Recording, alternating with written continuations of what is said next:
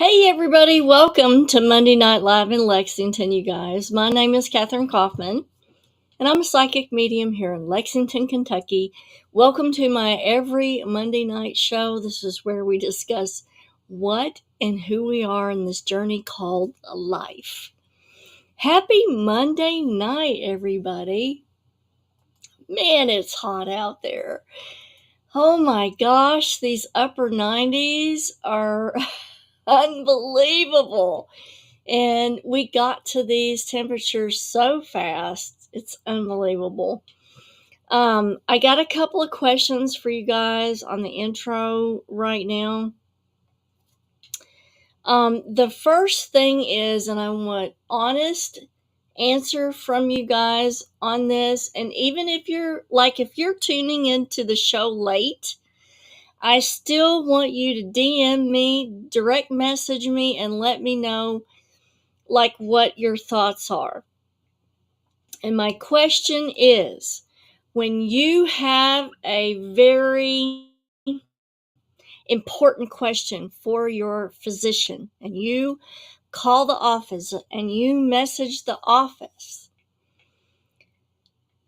do they get back to you within that 24-hour period, or is it longer before they get back to you? The reason I'm asking is, this is the second occasion that I've had very important health questions that I feel like need to be addressed immediately, but I don't need to go to the ER, okay? I look fine. I feel okay. But I do need somebody to pick up the phone and call me, which is not happening. Am I being unreasonable about either getting messaged or getting a call back within a 24-hour period?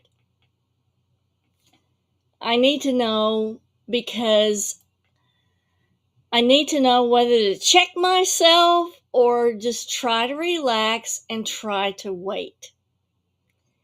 Hey to Janice and Ina, good to see you guys tonight. And I would love to hear back from you guys on this. So that's my question to you guys. So even if you're tuning in late, please DM me and let me know what you think. I also wanted to let you guys know that in the next month, I'm closing the one-on-one mediumship training. I have 2 students that are going to be finishing. This is the last one-on-one that I'm going to be doing. The training is going to be loaded on, I think, the Udemy learning site. So you can get the content. Unfortunately, you'll just have to listen to me on videos. You won't get the one-on-one interaction. That's closing in the next month. But it's been fun to do the one-on-one. I love one-on-one interaction. But it is draining on my life force energy, and which is, with all the health problems that are happening with me lately, is my life force energy is at a premium right now. So, hey to Joe Bruce, good to see you tonight. And hey to Victoria, she says relax. I'm trying. So let me just expound on this a little bit further. For months and months, my doctor has said, okay, Kathryn, you got to go on a diabetic medication, probably metformin. And I've been trying some natural remedies to try to get this under control with diet and natural remedies and whatnot. And it's not working. Okay. So gravity seems to be taking over in more than one area for my body. And so I intuitively, psychic, got the impression that I needed to get a glucometer and track my blood sugars. This was something that I got the impression to do it on my own, which I did. And I got the glucometer about 2 weeks ago, but only last week I felt like actually getting it out and, calibrating it and doing the self-tests and the calibration and all that. So I started tracking it from Friday on. Not good. Fasting blood sugar is 245. After meals is 300 and something. And so I told them that, the girls at the office, that my blood sugar after meals was 300, in the hopes that they would give me a call back, because I'm concerned, and all they really need to do is give me a call back and call in some metformin. Nada. Nothing has happened. And so I'm like, am I expecting too much? They know my blood sugars are 300 after eating. If they get any higher, I would have to go to the ER, which I don't want to do. So, I don't know. I know, Victoria, you say to relax, but with a blood sugar of 300, really, just call in the medication. Just call it in and give me a call back. That's really high. So, I don't know. Here we are at the end of the day. I'm not going to look at the blood sugar anymore this evening because I don't want to get upset. So, we're just going to leave it for tonight. I do want to talk to you guys about my Patreon page. I do a psychic reading on every day according to the astronomical influences on the moon.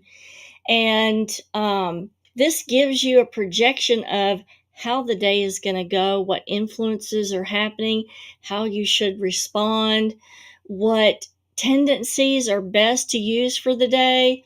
And it's only $3 a month, which is less than the cost of a large latte that you would buy at Starbucks. So if you want to get ahead of the game and you want to stay ahead of, how people are going to react to you for the day, what's the optimal energies of the day, consider joining my Patreon. And here's a little blurb for you to watch.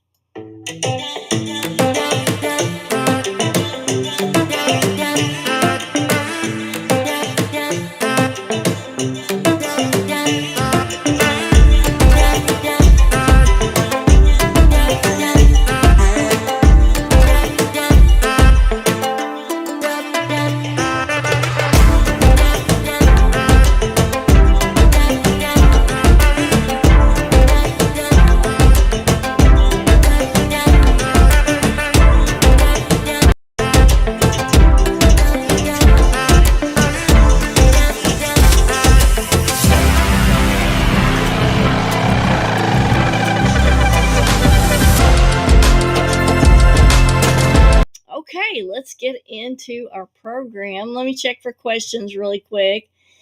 None of the streaming software programs really show the questions. I'm looking at Facebook. And so Mitzi says, seriously not good. I agree with you, honey. I deserve a reply. Oh, love you, Sam. Oh my goodness. I love you guys. You guys are so caring. I love you all to death. Thank you so much for tuning in tonight. Let's get to this stuff, because I have like a new theory that I'm going to spring on you for precognition. But first, let's go over premonition. The difference between precognition and premonition are the following. And this is just the definitions that they give, classical definitions. Premonition is the feeling that something bad is about to happen.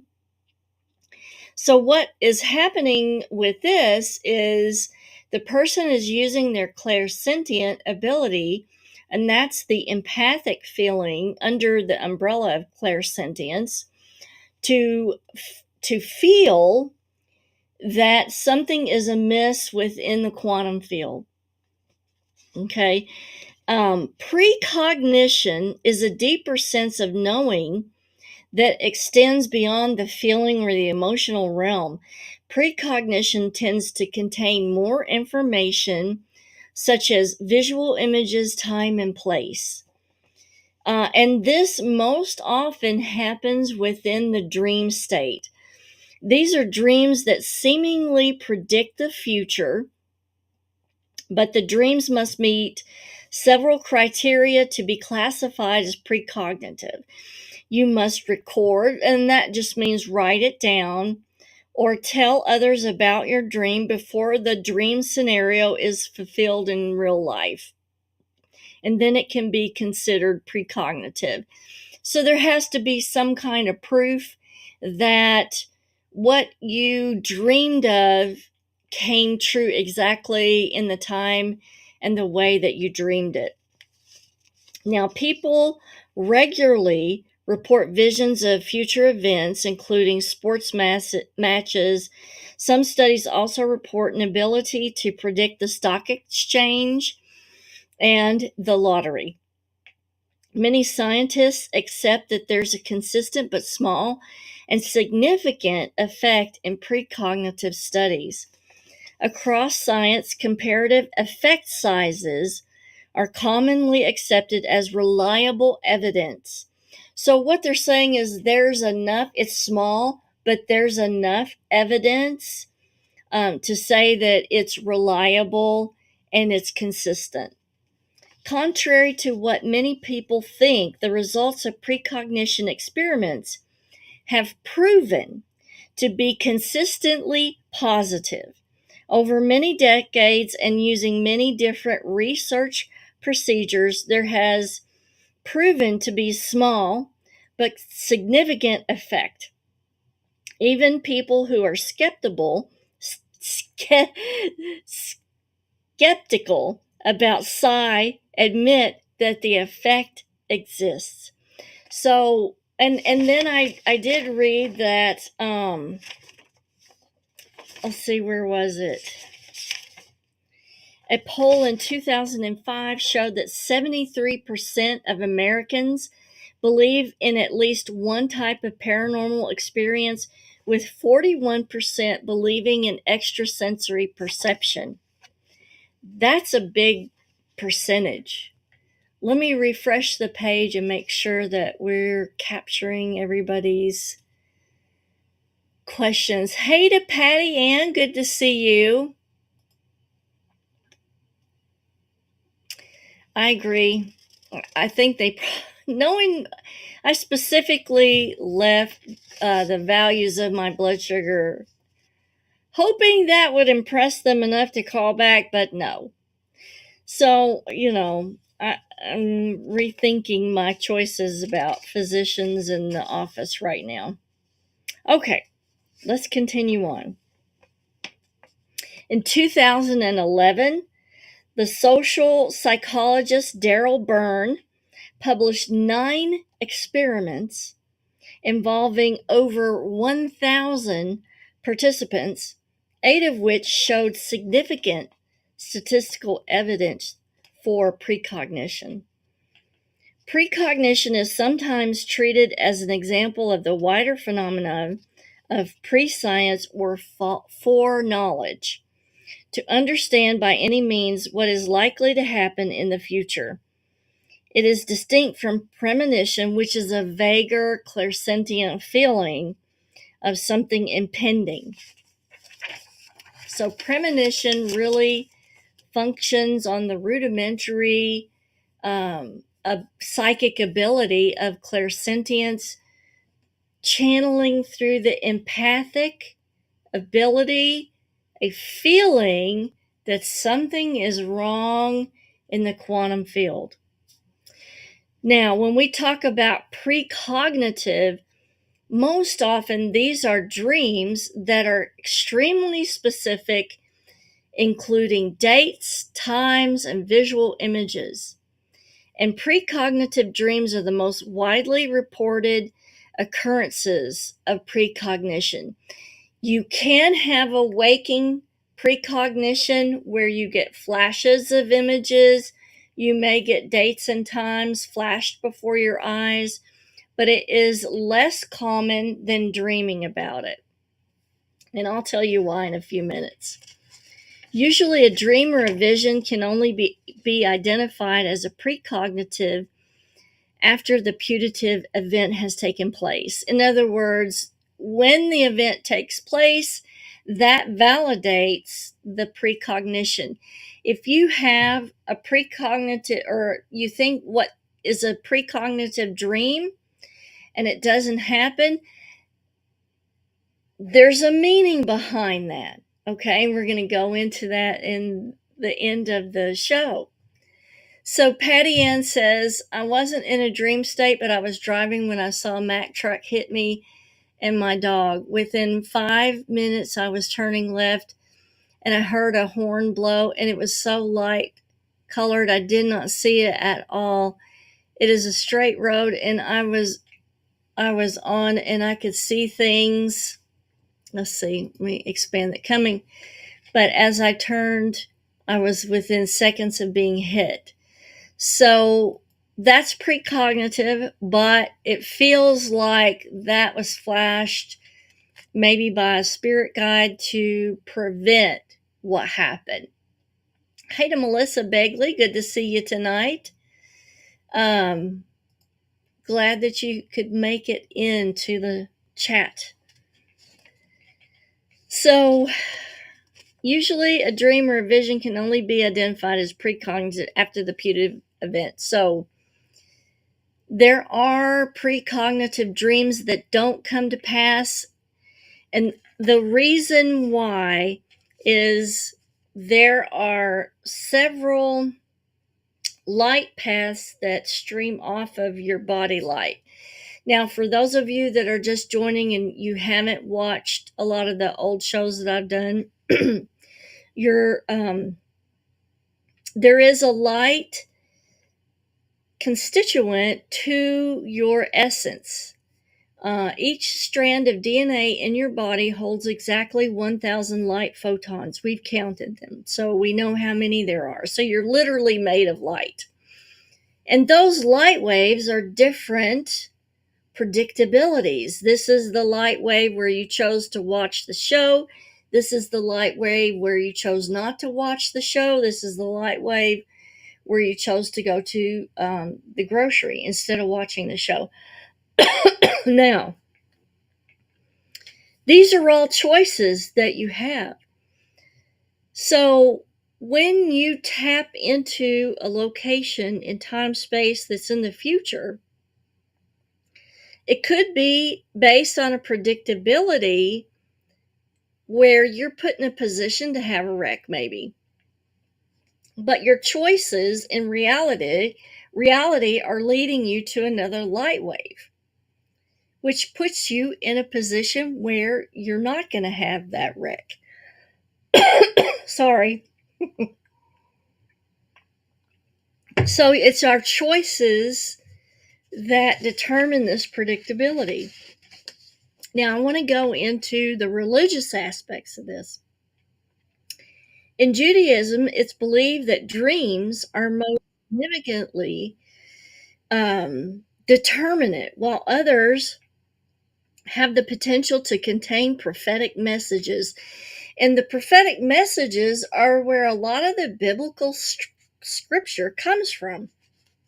According to the book of Genesis, God granted Joseph precognition through prophetic dreams and the ability to interpret the dreams of others. Okay, let's take a look at Hinduism.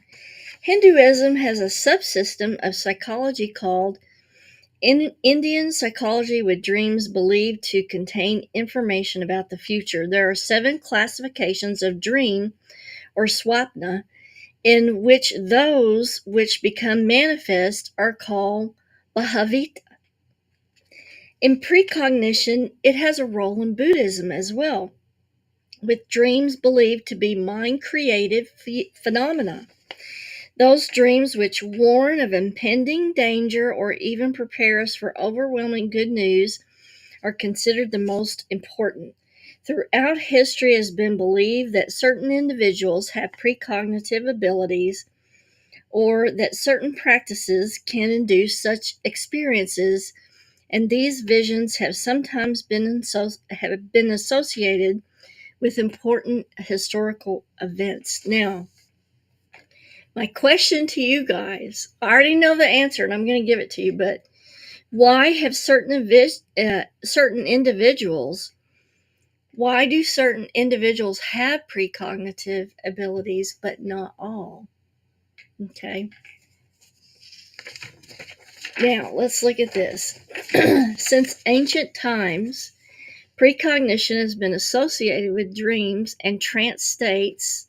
That's a key, as well as waking phenomena, giving rise to acts of prophecy and fortune telling. Oracles, originally seen as sources of wisdom, became progressively associated with previsions of the future. Very interesting. Okay, now here's some documentation about Aristotle. Aristotle carried out an inquiry into allegedly prophetic dreams in his On Divination and Sleep, and that's a fascinating read in case you guys are wondering what the title is. It's On Divination and Sleep. He accepted that it is quite conceivable that some dreams may be tokens and causes of future events, but also believed that most so-called prophetic dreams are, however, to be classified as mere coincidences, where Democritus had suggested that emanations from future events could be sent back to the dreamer. Aristotle proposed that it was rather the dreamer's sense of impressions which reached forward into the event. Now, that's significant. That's where we get into the new theories.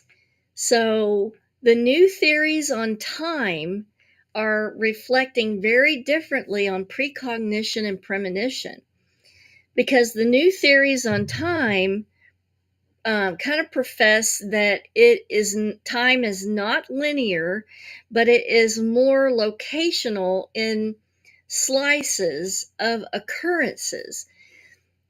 Now, these slices of occurrences are accessible in a deep trance-like state or through dreams in the specific brainwave of theta. And theta gives you access to these locations in time that theoretically have already happened. And so when you pass through theta wave in the dream state, when you're sleeping, you can pick up on things that have already occurred in the trajectory of those light waves that we've talked about. Now, if you dream a precognitive dream about something bad that happens to you and it doesn't happen, okay, that was once a location, but your decisions have shifted you to a different timeline or a different light wave, and the outcomes are now different. So at the time that you dreamed this precognitive dream that's not so good, maybe that was the outcome before you made your decisions that shifted the outcomes to this different time wave. So, so that kind of coincides with what they were saying about Democritus had suggested emanations from future events could be sent back to the dreamer. So I think that corresponds with that. And Aristotle proposed that it was rather the dreamer's sense of impressions which reached forward into the event. So they were getting to what's really happening, but not quite, not completely. Let me refresh to see if there are any questions. I know this is kind of a mind blower here, but I want you to think about how we perceive time, because in spirit, in the many years that I've done mediumship, one thing is consistent, and that is that spirits in their realm experience time differently. They tend to see past, present, and future simultaneously. Now, I want you to think about Einstein theories and gravity and bending of space time when they, and I wish I had graphics to show here, but with copyright strikes, I can't get something copyright free to show you. But when you have a solid mass like the Earth or the moon, it's shown on the graphs that when it moves through time space, it bends time space, okay? And what that does is it creates an indentation, and I feel like that elongates time space in order for us to experience time in a linear sense, okay?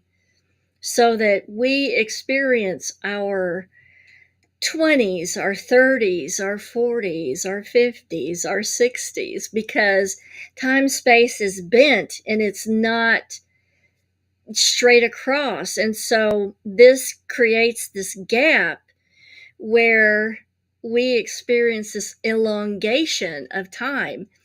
And so when we're here on the earth, we are under the effects of gravity. And that is the reason why we have to have a solid body, or else we cannot experience time in this linear fashion. And it gives us this perception of day to day relationships, moving through time. And that's why spirits don't experience time the same as we do, because they have no mass that pulls time space down. I hope that makes sense. Let me know if you guys have any questions. I know this is a lot, but I think it has a lot to do with precognition, because precognition is specifically accessed through theta wave in our dream state. And theta wave is also a trance meditation state when you're awake. But what it does is it accesses that spiritual realm, and it accesses those locations in time space that have already been created by events, and theta wave gives us access to that. Now, if you want to do more with precognition, my suggestion is to learn how to do dream incubation. And what I will do is, after the show, I will leave a link to my suggestion on dream incubation books and stuff like that on my Amazon shop. I'll leave that in the comments section. So all you got to do is page down and find it. And dream incubation can actually give you access to these locations. So the technique really involves you learning dream recall first, and then you do the dream incubation. But dream incubation, you can get answers to specific questions. And these specific questions can be in regards to these locations in time space. Pretty interesting stuff. I told you there was a new theory on this, and because time is not linear like we think, this puts a whole new understanding on precognition, because you're not tapping into things that have yet to happen. You're actually tapping into things that may have already happened in a location. However, your decisions can change that. Okay? Even if you tap into a location that supposedly has happened, through your decisions, you can change that light wave outcome to something else. Okay, so Patty Ann wants to know, are you able to see that people have that ability? Okay, so Patty Ann, here's the deal with that. If you're a younger person, you just got out of school, you are interested in getting a job, you want to get married, you want to have kids, those are higher brainwave states of attention focused awareness. I got to get this stuff done. I got to get good grades. I got to get the job that I want. And I need to focus on a partner, getting married, getting kids. Theta wave is a deep trance-like state which older people achieve because, we've already got the job, we've already got the family, we've raised our kids, they're, doing their thing. And so the brain waves naturally, over time, as you get older, slow. And so when you see grandma in a chair and she's talking to her dead brother, she's in theta wave and she's really talking to him because theta wave is where spiritual communication exists. Okay? So she can see him and she can communicate with him where we can't because we're focused on fixing dinner and getting the bills paid.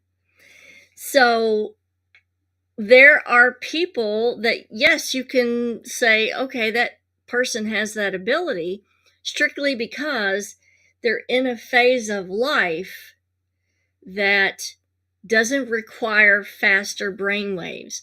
Now, can you learn to do theta wave yourself? Absolutely. You can use binaural beats on YouTube for theta wave. I will tell you, you have to use earbuds or headphones to achieve this effect, and you have to listen for a minimum of 10 minutes. And I'll leave a couple of theta wave meditations in the comments as well. Now, caveat on that is if you have a history of seizures, you cannot use these because they have a tendency to elicit seizures. So I will leave a couple of theta wave. Just remember, you've got to use earbuds or headphones to get the technique to work. And you'll want to do the theta wave meditations before you go to sleep. And if you're doing dream incubation, you can ask your own subconscious through dream incubation to show you the future, to show you what predicted locations are in an effect for your future. So Ina says, when my oldest sister was close to passing from Alzheimer's, she kept telling us she was talking to our dad, mom, and older brother who had all passed. Maybe she really did. She absolutely did, because theta wave is part of the dying state. Okay? It's part of that brainwave state that people who are passing kind of transition through. And because we are in beta wave, we don't see that, we don't perceive that, and we can't validate it. But they absolutely are seeing these people. And it's part of the natural state. Like, I believe that nature sets this up for us. There's a lot of people who say, oh, it can't be because it's a hallucination. Well, I believe that our Creator is smarter than that, and that they have set up this thing that happens where you see people who've passed on. Because think about it. Is that not a really good transition for you from this state to the other of non-body? It's perfect. Even if it is a hallucination, it's a perfect transition from this being into another, from this state of being into the other state of being. So I personally don't think that it's a hallucination, but I think that nature and the universe has set this up to help us, move from one condition to another.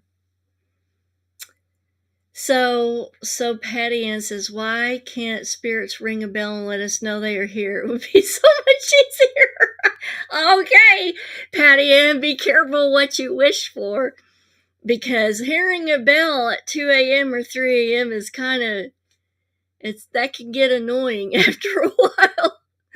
So, and the thing is, if you ask a spirit to do something, they will. It may take them a while, but they will. Now the question is, are you going to be astute enough to pick up on that maybe a week later, the ringing of a bell is actually them in response to what you asked them to do. All right, you guys. I'm going to get on to some supper and drive my blood sugar up even higher. Well, I have to eat something. And let's hope that these people give me a call back tomorrow. But anyway, I really am interested in your opinions and in your experience with your primary care providers, because I need to know, am I being too impatient, or is there a valid concern here? Do I need to rethink this situation? All right, you guys. Kisses from Kentucky, and I will see you next Monday.